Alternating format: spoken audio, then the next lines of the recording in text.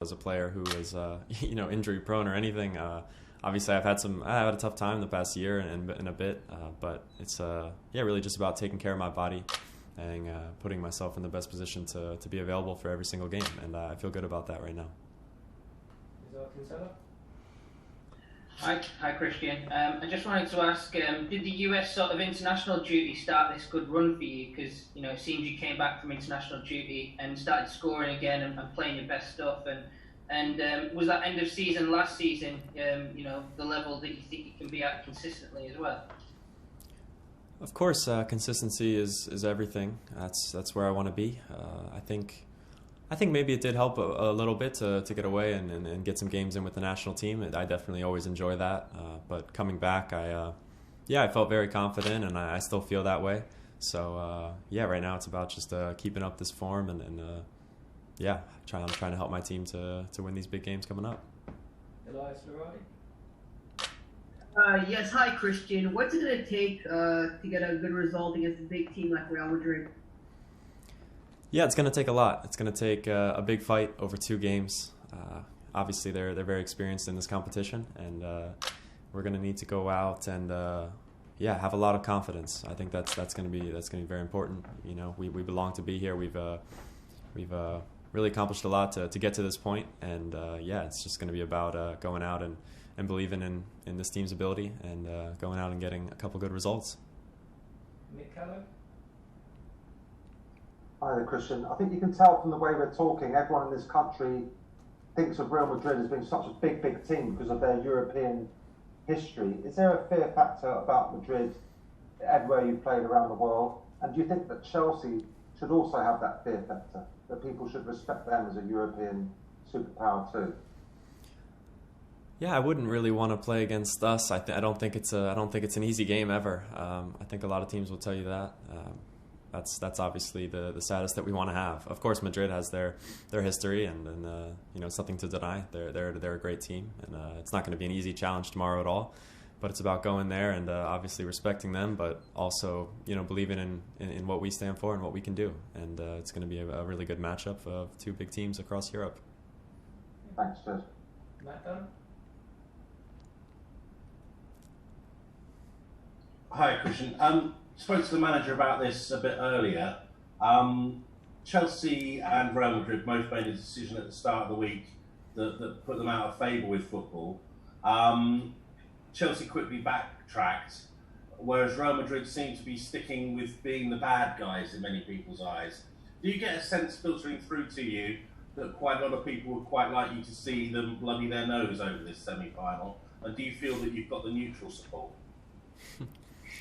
That's tough to say. I don't know how everyone else is going to feel. Obviously, we want to go out and win, just for us, and it's obviously a massive game with everything that happened this past week. Obviously, us players and coaches didn't have much say in it, so we're just excited that we can put the focus back on this game, and that's really what we're here for. James Savindra. Christian, do you feel like results are all that matter at the moment for Chelsea, or are you concerned about wanting to become more entertaining to watch as well? I think when the results are going well, not many questions can be asked. Obviously, it's great to watch entertaining football all the time and attacking and free flowing and this and that. But of course, when it gets to this end of the season, the results are what matter, and we're going to do everything we can to be on the positive end of these games coming up. Tom Roddy. Hi, Christian. Hello. Eden Hazard has a sort of a rich history at Chelsea, and your sort of style of play has been compared to his in the last couple of years you've been there. Do you sort of see the similarities, and do you sort of admire his style? He was an incredible player at this football club, of course.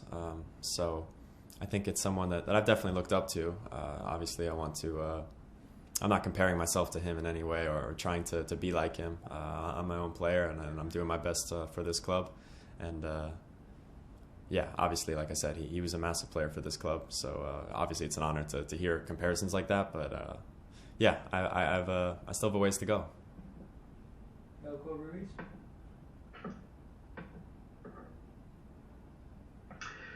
Hola, buenas tardes. Quería preguntar cuál puede ser la clave del partido. What do you think the key to tomorrow's game is going to be?